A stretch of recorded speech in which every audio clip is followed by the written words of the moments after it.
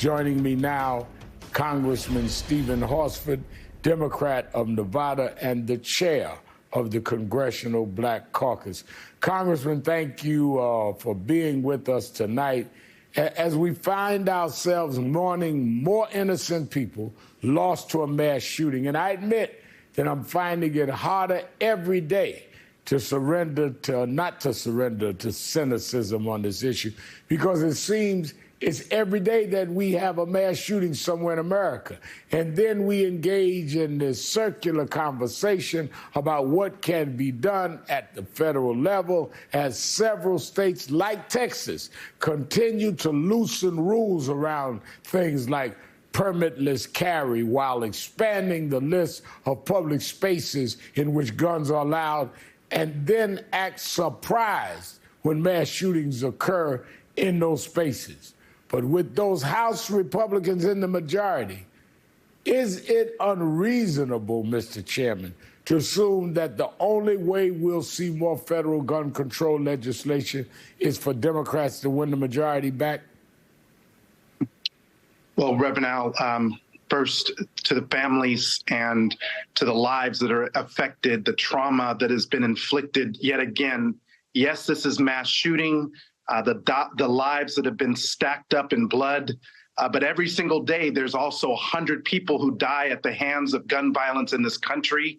And while we did act in the last Congress under President Biden and the Democrats in the majority to pass a bipartisan Safer Communities law, it's imperative that Republicans work with Democrats to keep our communities safe, to keep them safe from gun violence, to keep them safe from police brutality, to keep them safe from the targeting of immigrant and anti-Asian hate. This is about public safety, and all of us should agree that every community deserves to be safe. California is poised to become the first state to take on reparations for Black residents. Let's talk about that for a minute. The state's 9-member reparations task force voted yesterday to send state lawmakers their recommendations on the reparative justice and what it might look like in the Golden State, taking stock of several areas throughout the state's history in which it engaged in discriminatory policies against African Americans, with recommendations for restitution ranging from cash payouts to the creation of a new agency to serve the descendants of enslaved people in the state. The task force also approved a public apology from the state acknowledging its discriminatory history towards Black people. Congressman, can you honestly see a similar push for reparations gaining traction in our current Congress? Well, in the current Congress, it will be very difficult, but I want to commend leaders like Congresswoman Sheila Jackson Lee and the other members of the Congressional Black Caucus who have led on the issue of H.R. 40 and the need for reparations based on the systemic discrimination and racism that has occurred since the founding of this nation, from slavery to Jim Crow to the current mass incarceration of Black people. And so fundamentally, this is about addressing and acknowledging, first and foremost, that history and making sure that we are building policy going forward that is more racially equitable and inclusive in ways that address those historic wrongs. Mr. Chairman, you recently met with Senate Judiciary Committee Chair Dick Durbin, calling on him and Senate Democrats to reject a long-standing Senate practice that allows a single senator to vote a president's judicial picks. In this case, we're talking about a Republican able to block President Biden's nominees to a district court if that district is in their home state. Now, you've described this practice known as blue slips as both a nod to Jim Crow and a civil rights issue. What's the history of this and what's at stake here, Congressman? Well, what's at stake is the fundamental survival of the issues that are decided by the federal courts, namely our fundamental right to vote, whether or not we can actually keep our communities free from gun violence, the issues that are affecting our schools and education that are decided by the courts. All of these are things that are being held hostage by Senate Republicans who are using a Jim Crow era practice. It's not a rule. It's not embedded in the Constitution for the Senate to give this type of latitude to Senate Republicans to not even state their reason for the objection.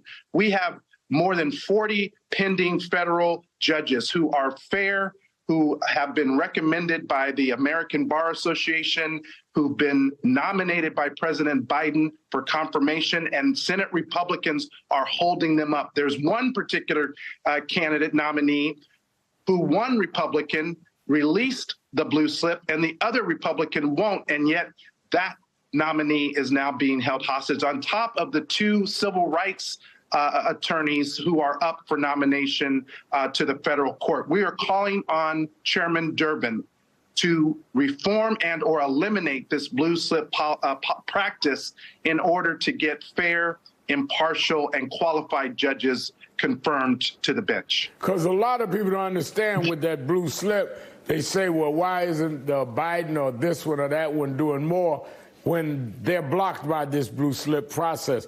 I'm out of time, but I want to ask you to tell us briefly about the Congressional Black Caucus's Summer of Action, which I understand we will is designed to protect civil rights. I understand it's launching with a summit later this week. I'll be involved. Tell us about it.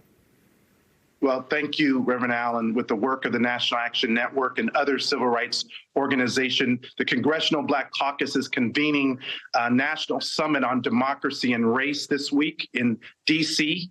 It's to focus on the fundamental issues of voting rights, affirmative action, as well as the expulsion of the two young men from Tennessee and the actions to have gerrymandered districts in North Carolina, among others.